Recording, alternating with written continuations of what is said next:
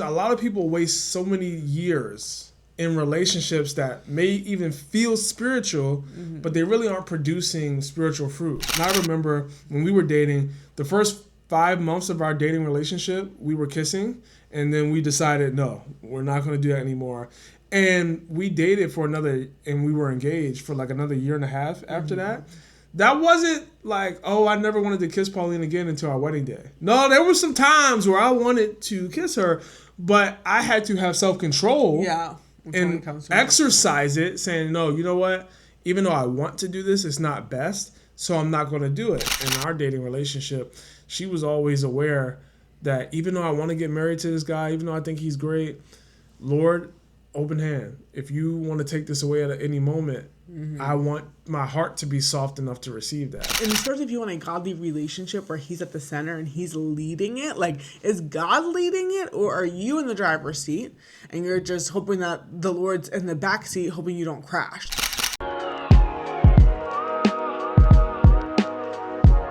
What's up, fam? Welcome back to our channel. My name is Tim. This is my beautiful wife, Pauline, and you're tuning in to another episode of the W Podcast, where you get wisdom in the word with the Wheelers. Hey, so we are super excited to be back this week. We have another great episode, and I think we can all be honest. At some point in our life, we've asked God, is this relationship really from you? Yeah. Like, tell me. Please. Especially when everything is feeling right, but at the same time, you're like, I don't know, like, is this okay? Yeah. The truth is, a lot of times, we don't need another sign from God. We need to see fruit for ourselves. And the thing about us is we've been there. Like, we've been in relationships where we're asking God to confirm, is this what he wants? We've been in situations outside of dating or outside of love. Just, Lord, of course, show us your will. Yeah. And that can be a scary feeling, to be unsure. Like, am I actually pleasing God, when that's like a true desire that you have? Because you don't ever really want to waste your time. Like, at this point in your life, you're an adult. Maybe you just graduated college, or you're starting a new job. You're trying to figure out, hey, like, what's the next best step for me? I'm not really trying to waste my time. You've been in situationships, you've been in relationships that haven't worked out, and you're just really not interested in doing that again. So it's like, Lord, if this is not from you, take it away. If this is not who you have for me, remove them from my life. Yeah. Because but sometimes it's not that easy. In dating, just because you have chemistry, that doesn't mean that that's the clarity from God that this person is actually who you should be with. Yeah. And by the end of this episode, our goal is to help you know what real evidence of God's approval looks like, and how to recognize when his hand is on your love life and when it's not. Right. Yes, for sure. Because the thing is, a lot of people waste so many years in relationships that may even feel spiritual, but they really aren't producing spiritual fruit. Yeah. Like, we have an appearance of religion, but it's like not even really what it's supposed to be. And we can confuse emotion with the evidence that we're looking for in a relationship, and then you end up kind of stuck because you've given all these years to a relationship. Now you kind of want it to work out.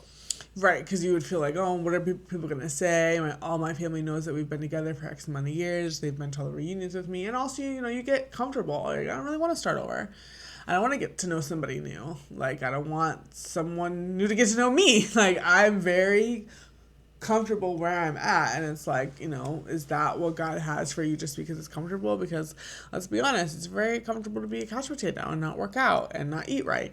But is that all of us? I think we could sit here and say we all know that's not what's best for us, even though that is what's most comfortable. Yeah, so here, let's get into it. What does it actually look like practically for God to be approving your relationship, to know if God is in it with you? The first thing is, the relationship is going to make you more like Christ. Now, that sounds very Christianese. So can you break that down? Yeah. I mean, what I feel like is so important with this episode is, like, you really remembering what helped me is, like, not just remembering what it feels like, but also remembering, okay, what is this producing in me? So what makes a relationship more like Christ is when you are looking, sounding, acting more like him. well, what is Jesus like? And obviously we have to know Jesus in order to know if we're acting like him and being like him. Are we producing the fruits of the Spirit? Are we more loving, more kind, more peaceful, more gentle, exercising more self-control, more gentleness, more patient, all of those things. And like, that's what Galatians 5:22 through 23 tells us. And I'm sure you guys have heard of this verse before and have heard of the fruits of the Spirit before. And they're obviously, a lot of times like character traits that just people of the world will look to. Like, no one's ever going to say, man, you shouldn't be so kind. Man, you should be more impatient. Like, why would you want to be impatient? Like, no, everybody wants to be more of these things, but the Bible tells us that it only comes from Jesus. Yeah. And the thing with this episode, please know you can't do any of this by yourself. Yes. Like, in order to have a godly relationship, you're going to need the Holy Spirit to be there with you, giving you the power to do it. So please know that up front. And we're not sitting here as two perfect people who always get it right. Like, you're not going to get everything right. You're not going to be perfect. But at the end of the day, you have to intentionally be trying to live a life that's honoring the Lord. Because if you're not even intentionally trying, you have no chance anyway. And one of the fruits of the Spirit is self-control. And I remember when we were dating, the first 5 months of our dating relationship, we were kissing. And then we decided, no, we're not going to do that anymore. And we dated and we were engaged for like another year and a half after that. That wasn't like, oh, I never wanted to kiss Pauline again until our wedding day. No, there were some times where I wanted to kiss her, but I had to have self-control. Yeah. And exercise it, saying, no, you know what? Even though I want to do this, it's not best, so I'm not going to do it. That's an example of us making me more like Christ. What could that look like for you? Yeah. Maybe kissing isn't an issue for you, but forgiving is. So this person has called you out on, hey, like, you don't really apologize. And you take that to the Lord. He helps you. And then you realize, oh, you snapped at your coworker, and then you went and apologized. Yeah. Like, that's growth. That's fruit. Yeah.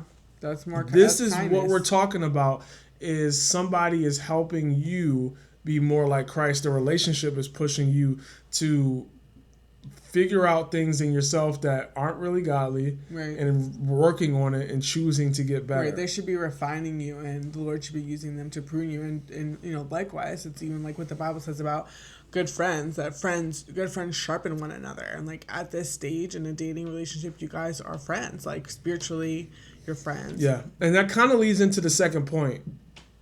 Godly relationships and knowing if God is approving it, it's going to call you to die to yourself. A lot of times when we're in relationships, we don't realize how much it really shows us who we are. I think a lot of you have heard the saying that marriage is a mirror. Yeah. So it's going to show you yourself constantly. And magnify. Yeah, it's really like a mirror that's following you around. It's a magnifying glass, really, yeah. And one of the expressions that I like to use is marriage is a mirror, but dating is like a front-facing camera. You ever open up your phone and you're like, oh, like it caught you off guard. You didn't realize you was out in the world looking kind of crazy that day. And then you just quickly put it back. You put it away. You're like, I don't want to see that. That's the thing about dating, is it can expose things. Like, you can hold your phone up and it's like, oh my gosh, like I didn't know I struggled with forgiveness. Oh my gosh, I didn't know I struggled with lust. Oh my gosh, I didn't know I struggled with anger. Like, the dating relationship is highlighting things in you that you didn't realize you had to identify with, because you weren't in that close of proximity with anybody else where they would bring out that emotion in you. So God can actually use the dating season to refine you if you allow it. That's why it's a front-facing camera, because you can hang up the phone. Yeah. You can hang up the phone with your person that you're dating and choose to ignore whatever issue they have brought up. Whereas in marriage, where you going? You sleeping at a hotel? Like, you got to deal with that a lot of times, and it's right in your face. So dating, don't get nervous when you start realizing things about yourself that you thought either you had dealt with already or you never even knew were there. God could be using that to make you more like him. You need to die to yourself and say, hey, I need to get better. Yeah. Absolutely. What's the third thing? The third thing is that it reveals false peace. And, like, what does that look like or sound like? So it's going to be more of like, hey, there's a different type of peace that comes from God versus a peace that comes from convenience. So, and I know this one gets kind of tricky for a lot of people, and it's at times tricky for me too, where it's like, okay, do I have... People like to say, you know, do I have a peace about this? Do I have a peace about moving to this city, about taking this job, about making whatever decisions in your life? Like, oh yeah, I feel peaceful about it. Like, it feels good to me. It seems like a good idea to me and my kind of mindset, my perspective, where I'm standing, where, you know, from what I can see, versus, you know, sometimes peace from God will ask you to do things like Jesus didn't want to die on the cross. You know, he was sweating blood. He was anxious about it. He didn't want to do it. He said, Lord, take this cup from me. But at the same time, Lord, let your will be done. And that's what God's peace is. It's like, even though this doesn't make sense, Lord, there's something that is telling me that this is what you want me to do that aligns with your character. So if it comes from, and like, you know, that obviously just comes after the die to self. Obviously, we're talking about Jesus, who was the one who died for everybody.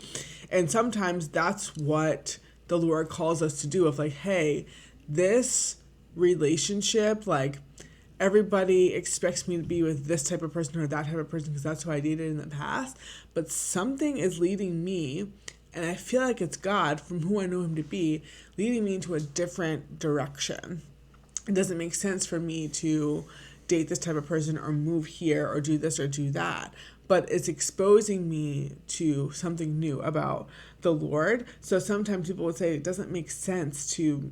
Why would we stop kissing? We love each other. You know, are you not attracted to me anymore? And I've actually heard that come up with a couple of people before, where it's like, oh, this guy didn't want to, you know, be physical with me. What's wrong with me? Why isn't he attracted to me? And it's like, well, maybe he just respects you so much, and he knows that he's not your husband, so he wants to respect you and respect your body. It's not a form of rejection, but it's actually a form of respect. But if you don't have kind of like a godly lens on things and know how the Lord works and how his peace works, you might say, oh, that's a sign that that person doesn't want to be with me. But it's actually like, that's the Lord highlighting, you know, peace in you. And like another example can be, you know, if you feel calm because you're not addressing hard things in a relationship, it's not because maybe you're used to drama, and you're used to like, oh, well, if you're not going back and forth with me, then you don't care about me.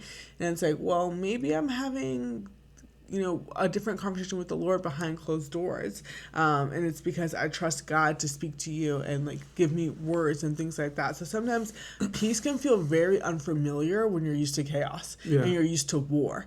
And sometimes we think, oh, peace is like an agreement of like, oh, well, I have peace from God because this is what I want. So obviously it's what God wants too. But the Bible tells us that our hearts are wicked and that our hearts are not to be trusted. So sometimes, a lot of times, peace is often the opposite of what our natural kind of like inclination is. Yeah. So the fifth thing in identifying, how do I know if God actually approves of the relationship that I'm in, is the relationship gives vision, not just vibes. What does that mean?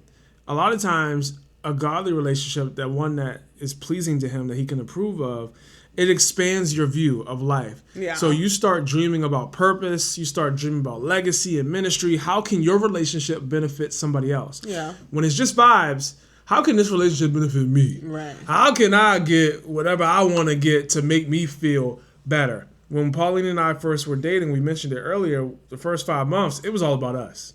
How can we see each other? How can we hang out? How can we kiss? How can we make out? How can we do all the things to help us feel good? When we stopped kissing, our relationship stopped being inward focused and we started being outward focused. And that's when we started having small groups at our church for other dating couples, started helping other people build community, started serving more. Like, we started doing things outwardly, and our relationship was not just benefiting us, but other people. Right. And that was pleasing to the Lord. So just be mindful of that. There is something that the Lord wants you to do to help other people, not just yourself. Right. And the other thing too, that another way that you can know that this relationship is approved by God or can possibly be from God or blessed by God, is if your growth and your transformation is recognized by other people. Like other people can say, "Hey, man, like," but and that was you, baby. That was your story. What? You wasn't on Dean's list until we got together. What's that got to do with seen by others? Your parents noticed that. Other people noticed that. Like, okay, like she's helping you be more organized. Like they're helping you not, to maybe you're losing weight. Maybe you're getting your finances in order. These are obviously just practical things. That obviously, maybe you're getting more into your word. Like I see you reading the Bible more. You're reading more books to help you get closer to the Lord. You don't watch trash on TV and like. Essentially, does this person make you better? Right, and your family and people close to you should be able to notice that. Like, and also, obviously, I think everybody can testify that you've seen the opposite happen, where you're like, oh, somebody gets in a relationship and all of a sudden they're gaining weight. You don't see them around anymore. Their grades are dropping. Everything's out of whack, and it's like that person's not a good influence on you. So obviously, the opposite would be true as well. So obviously, we want a relationship that blesses us. Yes, there's nothing wrong with that. But it also, like I said earlier, should bless others. And one of the things that was so cool about us coming together, and look at you getting all happy reading notes. I am. One of the cool things about us getting together was not that it just blessed me, but it also blessed my family. Like my family was a family where we did 2 birthdays, 2 Christmases. Everybody wasn't coming together. Are you gonna say why? Can I finish? Oh, sir. Yeah, you so proud. You want to tell the story? No. My mom and dad got divorced when I was like 5. So that was just how life was growing up until Pauline and I started dating around my age of 21, 22. And it didn't happen right away, but eventually she was like, hey, like when we get married one day, we have kids, we're not going to be doing 2 birthdays. Mm-mm. We're not going to be doing 2 Christmases. No, so it was at that point where I was like, all right, if I want to be with this person, she brings up a good point. I got to start changing how we move now. So then I started having my birthdays, everybody coming together. And last year, 2024, we had an amazing Christmas where my mom was there, my dad was there, family from my mom's side, my dad's side, we're all together. And there was laughs, there was a good time. People were exchanging gifts. Yeah. And that would not have happened without Pauline coming in and saying, hey, we could do this a little bit better. And now everybody is blessed by having a little bit of a healthier dynamic. And I'm not saying the dynamic was perfect, but it was way more healthier than it was before. So does this person and does your relationship bless other people? Number 7, it strengthens character. It doesn't provide excuses. What does that mean? So a lot of times people can get in relationships. Now this isn't y'all, of course, but you just know somebody or seen this happen where you get in a relationship and all of a sudden, oh man, hey man, you want to come to my barbecue? I'm having a graduation barbecue, or I'm having one day. Oh man, I can't make my girl. Da da da. Oh no, my boyfriend. I have to go wash his clothes. I have to do this. Like, girl, what? Guy, what? Like, you're never around anymore, or she's always your reason why you're not available. You don't pick up my calls anymore. Whatever the case is, just kind of what we talked about earlier about, like, how is the relationship making you better and strengthening you, but it should be strengthening your character. So they're going to help keep you accountable, and they may say, so like, let's use the example that you just gave about like family stuff. So like someone may say, oh, well, you could have said, oh, my mom and dad, they'll never be in the room together. They, they had a divorce, and it's not something that they've done, something that we've did since I was little. I don't want to have Christmas or holidays together. And then if I was more of like, yeah, you know what, they probably should stay separate. Like, they're this and they're that, they're this and they're that. Instead of me bringing and infusing hope, I'm like, okay, I understand that's how things have been, but like, what if God's doing something new? Like, have you tried? Like, what if we did a baby step? But if I was fueling your excuses of like, yeah, kind of like negativity and like flaring up the pride and the passivity, I'm like, no, we shouldn't even ask them. Like, we should not even try. But it's like, let's just take small steps towards hope, and not kind of let this unhealth grow or be stagnant. So you want somebody in your life who's not going to make you stay unhealthy and like kind of like hide in your excuses. And even like as things bring up, and like an example of that would be, there's so many times talking about how I've blessed your family, you've blessed mine, where like I've had an argument with my dad and you're like, yeah, you should I see where you're coming from, but like you could have done that better. And this is maybe where he's coming from, and here's the opportunity that you have. So it's like, instead of me sitting in pouting and like, oh, he shouldn't have said this, and he shouldn't have said that, and you listened to me and you would say, yeah, I hear you, but also try thinking about it this way. And you made me a better daughter in that way, and a better sister, and they really should just be making you better. Yeah. Now, you may have listened to all 7 of those points and instantly started feeling conviction or maybe even shame because maybe there was 1 or 2 that you were missing, or maybe all 7. You're like, my relationship doesn't help me do any of these. We don't want you to feel that shame because that's not from God. Conviction is, but not shame. And the great thing about God is he's always inviting you to come closer. So if you find yourself realizing that, I don't know if my relationship is actually lining up in a way that could please the Lord, ask him, Lord, show me, is there anything in my relationship that I need to be doing differently to honor you? Or, this is a big, bold prayer, is this a relationship you even want me to be in to begin with? Like, when we are doing anything in life, it needs to be an open hand. Yeah, Lord, is this still what you want me to do? And Pauline was really good about that in our dating relationship. She was always aware that even though I want to get married to this guy, even though I think he's great, Lord, open hand. If you want to take this away at any moment, I want my heart to be soft enough to receive that. So my point here is, if God is telling you after this episode, hey, you need to break up with that person, you got to trust him. I know that sounds hard. I know emotionally it is hard. I've been in situations before Pauline where I'm dating someone and I started getting closer to God and he's like, hey, you got to end that relationship. And it's hard. But I can testify that if you listen to him, if you obey him, it is going to be for your good. It is going to be better for you because you're going to be able to live out the life that God actually wants you to. Because what we don't realize is when we're dating the wrong person, we're not going to really be able to run after all that God has for us and wants to do in our life. Therefore, we're not going to be able to really please him the way we want to. So if you're somebody who is like, I want to please God, then you need to be honest and open and ready to ask him, what can I do to make sure that this relationship is pleasing you? Because that's the thing about godly dating. It's not just you and the person. It's you, the person, and God. And God can't be involved if you don't involve him. So you got to make sure that you're actively inviting him into your relationship. Right. And not even just involving him, because like one of the main things is, so a lot of times people will get in relationships and then after we figure out that we like the person, we're like, hey, Lord, can you bless this? Instead of from the beginning saying, hey, God, do you want me to even go on this date? Do you want me to take this step forward? Do you want me to take that step? I'm not saying being like overly anxious about it and asking God to give you every single word, but I think that it is constantly having checking points with him. And the Bible tells us that God's word is a lamp to our feet and a light to our path. So God will give us one step at a time a lot of times, and like look up at God, do you still want this from me? Like, do you still want me to be here? Do you still want me to be at this job? Do you want me to live in this city? Do you still want me to date this person?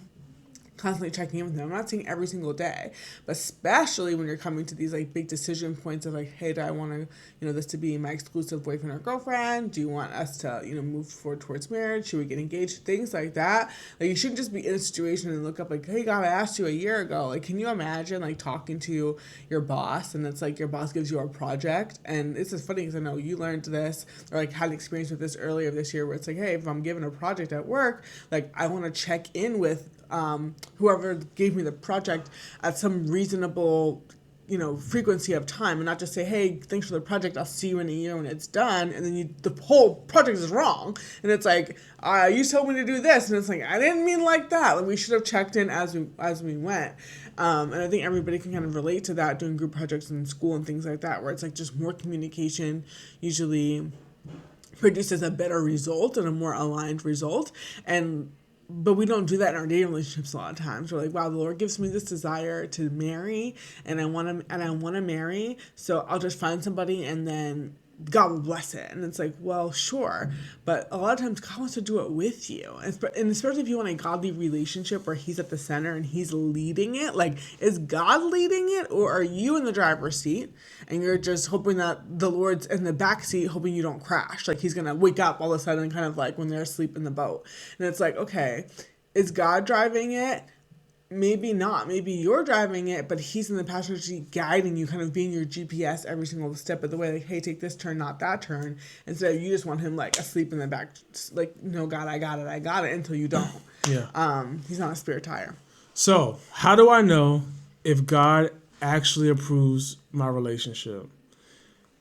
Ask yourself, is my relationship pointing me to him? Is it making me more like him? Is it pointing other people to him by seeing how I'm living my life and trying to honor him? Do other people in my community see that I'm growing, see that I'm getting better? Are they being blessed by the relationship? Are they speaking into my life saying, hey, I think this person is a great fit for you? Yeah. That's what you want to see. That's how you know, along with the peace of God, that, hey, this is a relationship that I believe God is behind. Mm-hmm. So if you want to hear practically, what does this look like to honor God in relationship step by step and make sure that he is with you? Make sure you tune in next week, because we're going to share 7 boundaries that we actually broke in Christian dating that actually helped us grow closer to God and closer to each other. And now we've been married for 7 years happily. So make sure you tune in, because that's going to be some practical, how do people actually do this? Because that's one of the things we learned in Christian dating. It's like, yeah, we dated and then we got married. It's like, okay, good for you. Right. How did you do it? Yeah. We're going to break that down next week. So make sure you stay tuned. Subscribe to the channel so you don't miss anything. And we'll see y'all next week. Bye. Thanks for watching this video. To get more Christian relationship advice, subscribe to our channel. And make sure you check out our other videos as well.